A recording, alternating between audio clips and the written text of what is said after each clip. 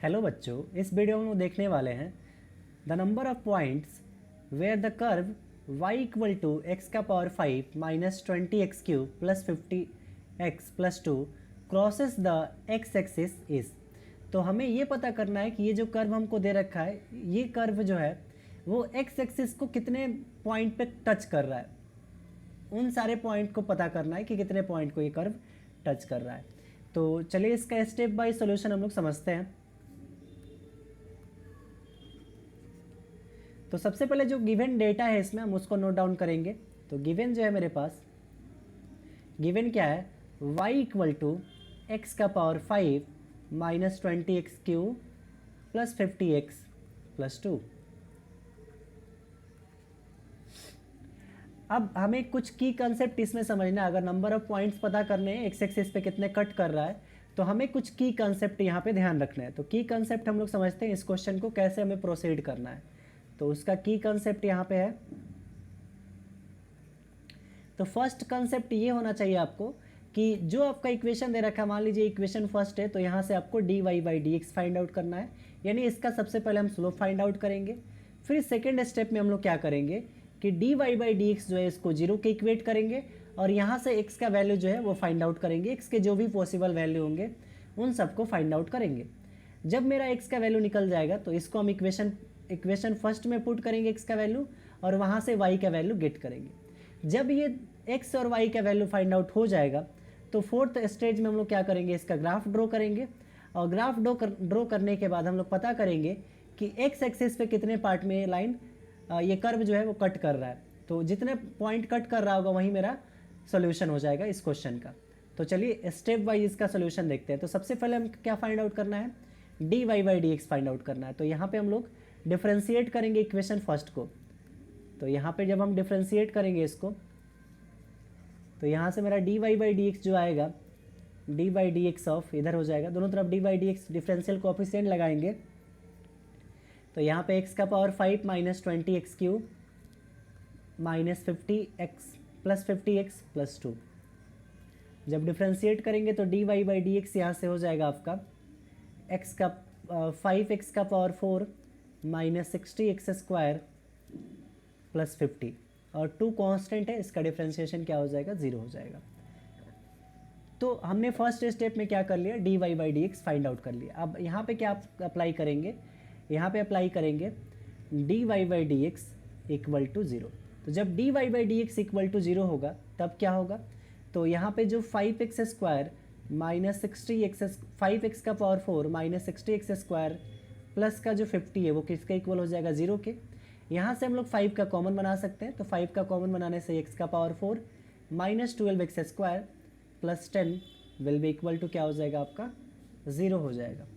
अब यहाँ पे x का power 4 minus 12x square plus 10 equal to, ये 5 जो है 0 के डिवाइड में आएगा, आंसर कितना हो जाएगा, यहाँ पे 0 में 5 से डिवाइड होगा, 0 हो जाएगा। अब ये जो है फोर्थ रूट का इक्वेशन बन गया है। तो इसको हम लोग क्वाड्रेटिक फॉर्म में कैसे बनाएंगे, क्वाड्रेटिक फॉर्म में इसलिए बनाएंगे क्योंकि हमको यहाँ पे x का वैल्यू निकालना है। तो इसको हम ऐसा लिख सकते हैं, एक्स स्क्वायर का whole square minus 12 times of X square plus 10 equal to 0। ये सीम लाइक एक ऐसा हो गया जहाँ पे इक्वेशन को हम समझ सकते हैं कि ये मान लीजिए आपका हो गया a square plus b into T plus C equal to 0। यहाँ पे देखिए t जो है वो t क्या एक्सेप्ट कर रहा है, एक्स स्क्वायर को, यानी t की जगह पे यहाँ पे एक्स स्क्वायर है, उसका पावर 2 है, यहाँ पे भी उसका पावर 2 है। तो जस्ट एक क्वाड्रेटिक फंक्शन बन गया किसमें, एक्स स्क्वायर में। अब हमको यहाँ से क्या चाहिए, एक्स स्क्वायर का वैल्यू चाहिए। तो जस्ट हम लोग यहाँ पे अप्लाई करेंगे क्या चीज़ का कंसेप्ट ऑफ क्वाड्रेटिक इक्वेशन। तो यहाँ पे एक्स स्क्वायर का जो वैल्यू होगा वो होगा minus B plus minus root B square minus 4ac upon में 2a। तो यहाँ पे आपका हो जाएगा, अब a b c का वैल्यू फाइंड आउट करेंगे हम लोग यहाँ से। तो यहाँ पे आपका देखिए a का वैल्यू क्या होगा, a का वैल्यू आपका यहाँ पे है 1, b का वैल्यू आपका है माइनस 12 और c का वैल्यू आपका कितना है, 10 है। तो ये तीनों वैल्यू को सबसे पहले हम लोग फाइंड आउट कर लेंगे और अब हम क्या करेंगे, इस इक्वेशन में उसको पुट डाउन करेंगे। तो जैसे ही पुट डाउन करेंगे इसको, तो एक्स स्क्वायर जो मेरा होगा माइनस बी, तो माइनस और b का वैल्यू ऑलरेडी देखिए यहाँ पे माइनस में है, तो यहाँ पे माइनस बी का वैल्यू -12 है, ऑलरेडी यहाँ पे माइनस है, तो माइनस माइनस प्लस का 12, तो direct +12 plus minus root B square, B का वैल्यू -12 का square -4 into A into C का वैल्यू, सी का वैल्यू आपका 10 है, तो ए का वैल्यू 1 है, सी का वैल्यू 10 अपॉन 2a, अपॉन में क्या रखना है आपको 2a, तो 2 इंटू ए का वैल्यू 1, तो ये आपका हो जाएगा X square equal to 12 plus minus root अंदर 12 का स्क्वायर 144 माइनस 4 10 जा 40 अपॉन में कितना हो जाएगा आपका 2 हो जाएगा। तो यहाँ से एक्स स्क्वायर इक्वल टू निकल के आएगा 12 प्लस माइनस ये हो जाएगा आपका 104 अपॉन में 2।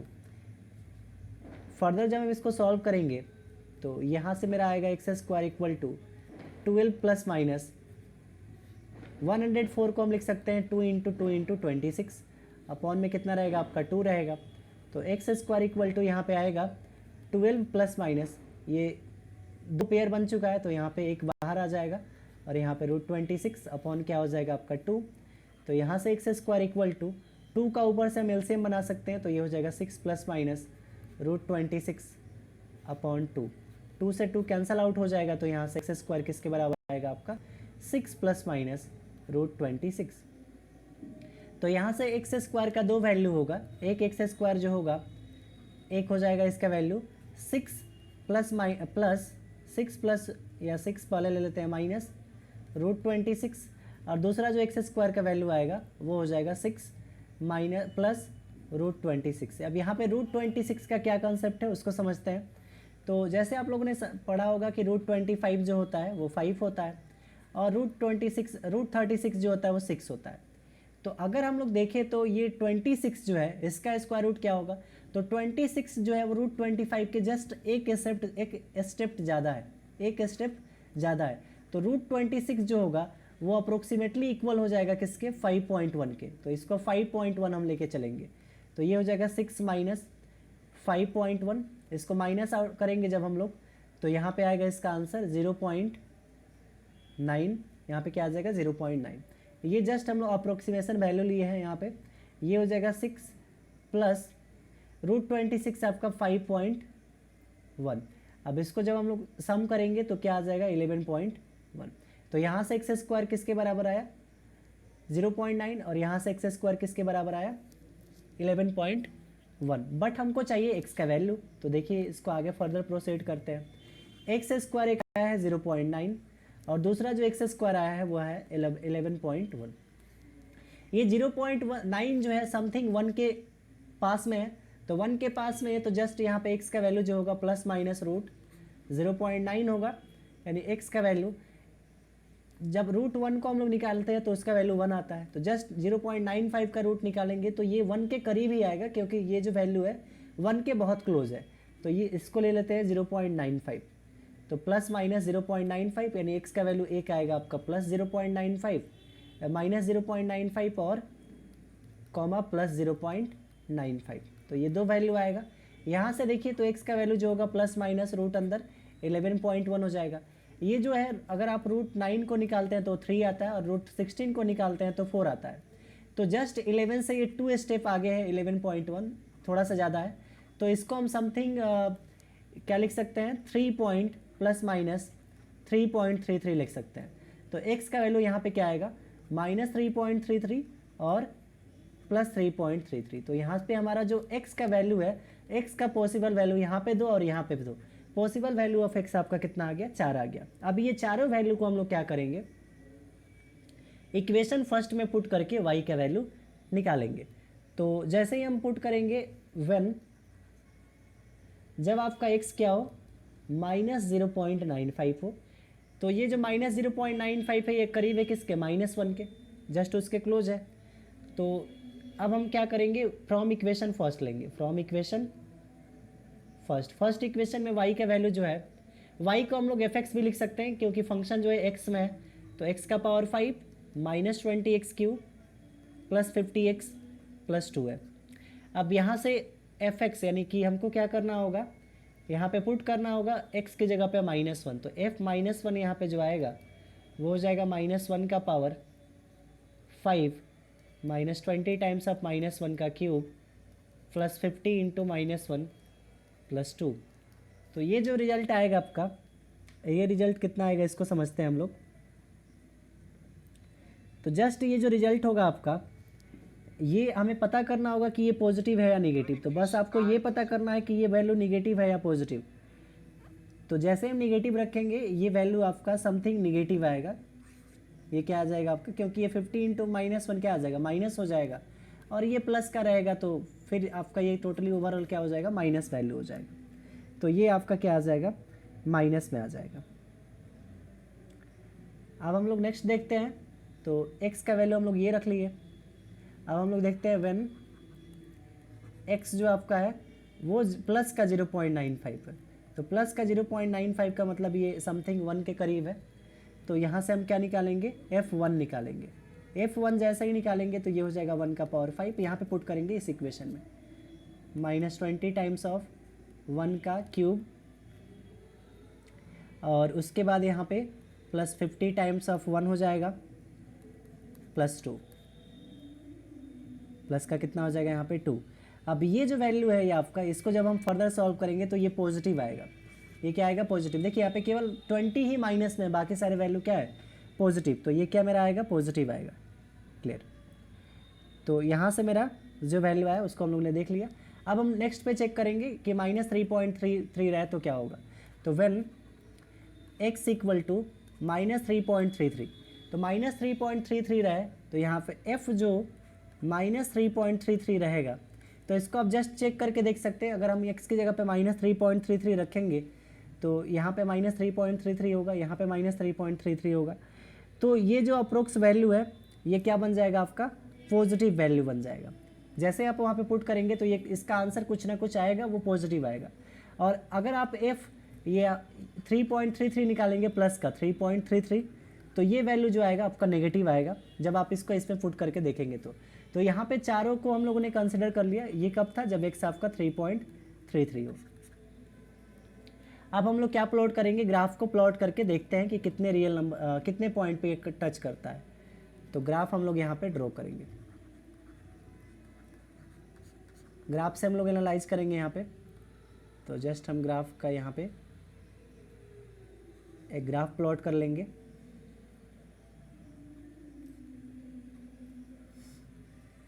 यहाँ पे आपका ये जो है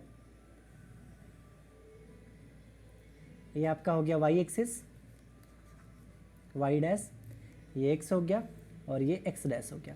अब जो भी वैल्यू आया है मेरे पास उन सारे वैल्यू को हम यहाँ पे लिख लेते हैं एक बार। x का वैल्यू आया था एक -0.95, एक आया था +0.95, एक आया है आपका -3.33, एक आया है आपका +3.33। अब इस केस में देख लेते हैं y का क्या करेक्टरिस्टिक है।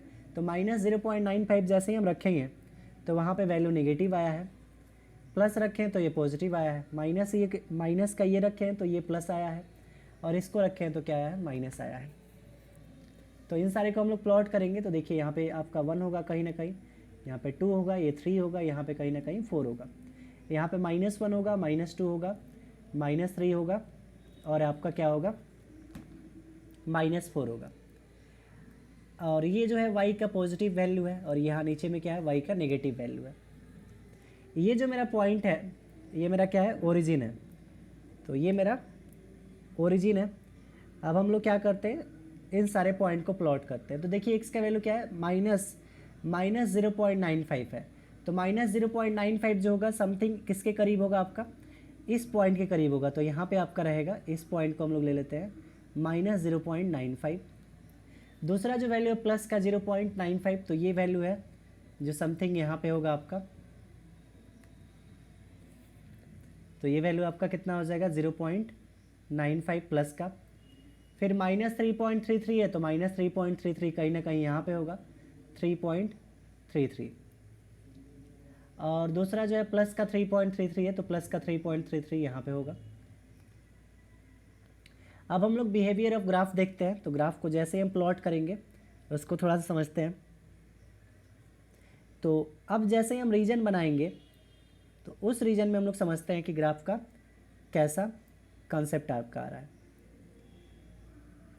तो देखिए इस वाले रीजन में जहाँ से हम लोगों ने ये लाइन को लिया है, इस पॉइंट से माइनस वाले पॉइंट से इस प्लस वाले पॉइंट में, देखिए ये जो है माइनस का पॉइंट लिया तो यहाँ पे y माइनस है, y कहाँ पे जा रहा है, इस पॉइंट में नीचे जा रहा है, नेगेटिव हो रहा है।